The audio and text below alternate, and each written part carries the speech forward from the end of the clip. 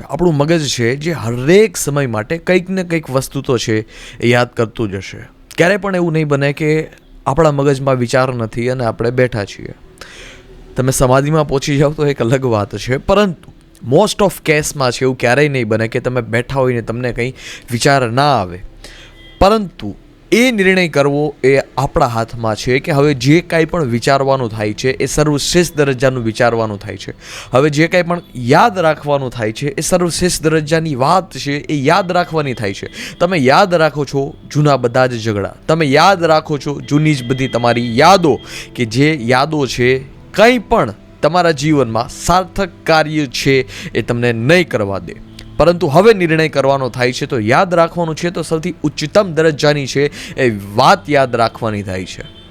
તમે ખાલી બેઠા છો, તમે યાદ છે તમારી જૂની જેટલી પણ વસ્તુ છે એ બધી જ જૂની વસ્તુને પણ યાદ કરી શકો છો, અને તમે બેઠા છો તો કબીરના દોહાને પણ છે એ તમે યાદ કરી શકો છો. તમારી પાસે સમય છે તો કયા વ્યક્તિએ છે એ તમારા જીવનમાં શું ખોટું કર્યું છે, તમારા જીવનમાં ક્યાં ખોટ કાઢી છે, ક્યાં છે એ વ્યક્તિ તમારા જીવનમાં ગાબડું બનાવીને ગયો છે એ પણ તમે યાદ કરી શકો છો. અને કબીરનો જે દોહો છે એ તમે એને સર્વશ્રેષ્ઠ રીતે છે એ સમજી શકો છો.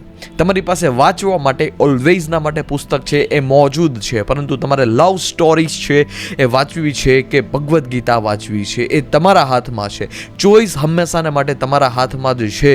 શ્રેષ્ઠતમ દરજ્જાનો નિર્ણય છે એને જ કહેવાય કે જે પણ ક્ષણ આપણે મળે એ ક્ષણમાં છે આપણે સર્વશ્રેષ્ઠ દરજ્જાનું શું કરી શકીએ. We all have a dream, all have a dream, but dream સુધી પહોંચવા માટે, સ્ટેજ સુધી પહોંચવા માટે, સ્તર સુધી પહોંચવા માટે બે રસ્તા હોઈ શકે. એક રસ્તો તો એ છે કે એ સ્તર સુધી પહોંચવા માટે જીવનની તમે નીચલીથી નીચલી કક્ષામાં હોય એ નીચલીથી નીચલી કક્ષા સુધી છે એ તમે પહોંચો અને એવા કાર્ય કરો કે જે કાર્યથી છે એ સમાજનું છે એ નુકસાન થાય.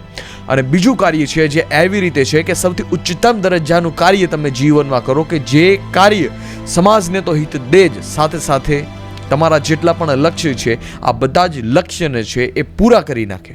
ઇતિહાસમાં ક્યારે પણ એવું નથી બન્યું કે જે બળવાન વ્યક્તિ હોય, જે વ્યક્તિએ છે લોકોના જીવનમાં હિત કર્યું હોય, સત્યના માર્ગ ઉપર ચાલ્યો હોય અને આ વ્યક્તિને છે એ જીવનમાં કોઈ પણ વસ્તુની છે એ કમી રહી હોય. ઇતિહાસમાં ક્યારે પણ નથી બન્યું.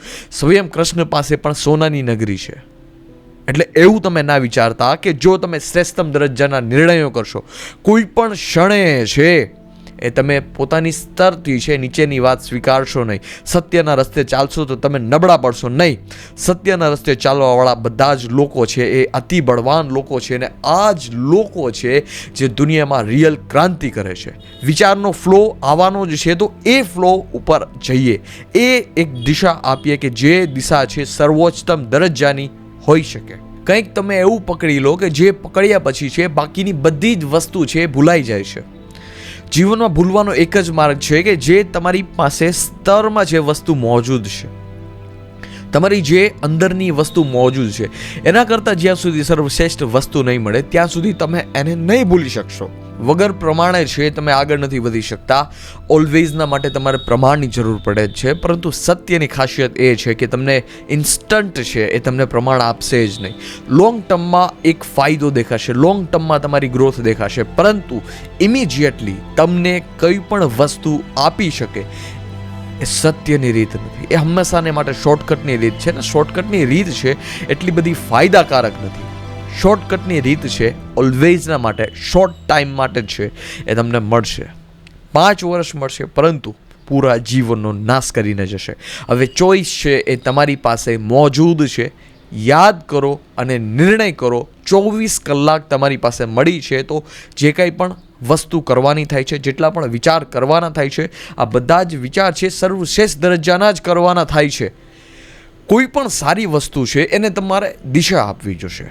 તમારે ગ્રોથ જોતો હોય તો તમારે એને દિશા આપવી જોશે. તમારે એક તમારા જીવનની પીક જોતી હોય તો તેને દિશા આપવી જોશે. તમે પૂજા કરવા બેસો તો તમને વિચાર આવે, પરંતુ શું તમને મૂવી જોવામાં વિચાર આવે? નહીં. મૂવી જોવામાં વિચાર નથી આવતા, કેમ કે એક સરળ પ્રક્રિયા છે, અને સરળ પ્રક્રિયા છે એટલી બધી જીવનમાં મહત્વપૂર્ણ નથી રહેતી. સાધના સૌથી વધારે કઠિન છે. વાય?